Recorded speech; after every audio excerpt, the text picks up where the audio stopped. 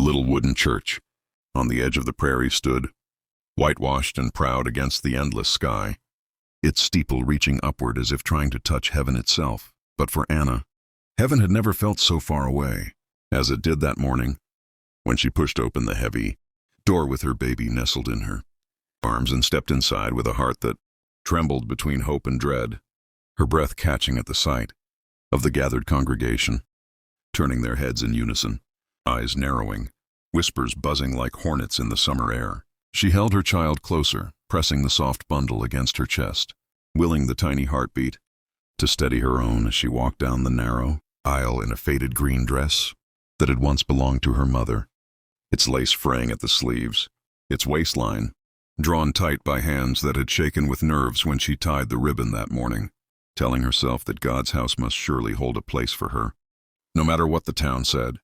no matter how cruel the wagging tongues had been when she had returned after months away, no matter that she carried no ring on her finger to explain the child in her arms, for wasn't the Lord's mercy meant for the broken, the weary, the lost? Yet even as she lowered herself onto a pew near the back, the creak of the wood beneath, her weight sounding louder than the hymn sung from worn hymnals, she felt the sting of glances cut like knives across her skin, felt the heat of judgment more scalding than the morning sun outside, and her throat tightened, her lips moving in silent prayer that the baby would not cry, that the baby's innocent coo would not draw more attention than already clung to them both. But when the preacher's voice thundered from the pulpit, when he slammed his hand upon the Bible and let his words slice through the air with the authority of law, Anna knew her prayers had not been heard, for his sermon bent from the scripture of love into a litany of condemnation, his eyes not on the text before him but on her, his voice rising, railing against sin, against women who strayed, against children born into disgrace. And as the words filled the sanctuary, the congregation's murmur grew heavier, until one of the elders, a tall, bony man with silver hair and a scowl as sharp as barbed wire, rose from his seat and pointed directly at her, his finger trembling with rage or perhaps with self-righteous pleasure as he declared before all that there was no place in God's house for the likes of her, that she had shamed her family, her town, her church, and that she must leave at once before the Lord's wrath fell upon them all. The air went still, the hymn books closed, the voices hushed, and in that silence, Anna felt the blood drain from her face, her grip tightening on her baby, whose wide blue eyes blinked up at her with innocence, unaware of the hatred being flung so freely. And before she could speak, before she could plead or defend herself, a woman behind her stood and, with cold resolve, pressed against Anna's shoulder, forcing her to rise, guiding her not with kindness, but with contempt, another hand pushing from the side, another voice urging her to move faster, until she stumbled toward the door, her baby pressed tightly against her chest, the oak panels closing behind her with a heavy slam that echoed like thunder in her bones, leaving her on the wooden steps outside with the hymn resuming faintly within, her breath shuddering, her heart collapsing beneath the weight of shame. She sank onto the step, tears burning her eyes, though she willed them not to fall, for she had promised herself she would be strong, that she would not break before them. But the sting of rejection, the cruelty of being shoved from the very place that should have offered sanctuary, cut deeper than any wound she had known. The baby stirred, fussing at her distress, and she rocked gently, whispering promises into the child's ear, though her own voice wavered with despair, telling her sweet little one that everything would be all right, though she did not know how. Her eyes fixed on the horizon where the fields stretched golden beneath the sun, where freedom beckoned but loneliness howled louder still, and she wondered if she had made a mistake coming back to this town at all, wondered if it would have been kinder to stay away forever, to carve a life in some distant place where no one knew her past, where no one could use her mistakes as chains around her neck. The sound of boots scuffing against gravel pulled her from her thoughts,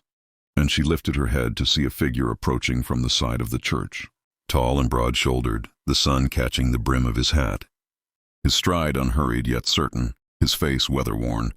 framed by a short beard and eyes that carried both strength and sorrow, the kind of eyes that had seen too much, yet still chose to stand firm. He stopped at the foot of the steps, not speaking at first, simply watching her with a steady gaze that made her pulse quicken, not with fear, but with something she had not felt in so long, safety. She swallowed hard, clutching her baby, unsure if he had come to judge her as well, to scold her, to drive the final nail of rejection into her spirit.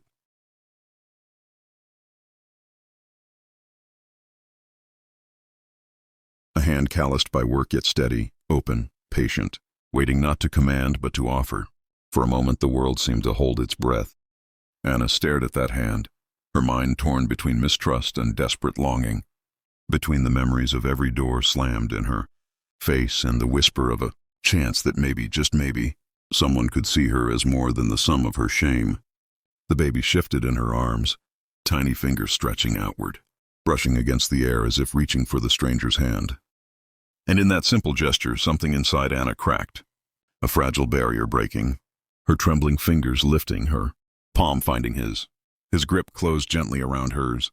strong yet careful, a promise without words, and he drew her up from the steps with a strength that felt like salvation. For the first time since she had entered the church, she breathed without the choke of fear, for this man's silence spoke louder than the preacher's shouts, louder than the whispers of the congregation, louder than the lies she had told herself about her worth. He did not let go, not when she rose to her feet, not when the church doors loomed before them again, and with a resolve that shook the air itself, he pushed the doors open wide and led her back inside, his presence like a storm breaking against the brittle walls of judgment. And though every eye turned once more, though the preacher's words faltered mid-sentence, though the weight of disapproval pressed heavy in the room, Anna no longer felt alone,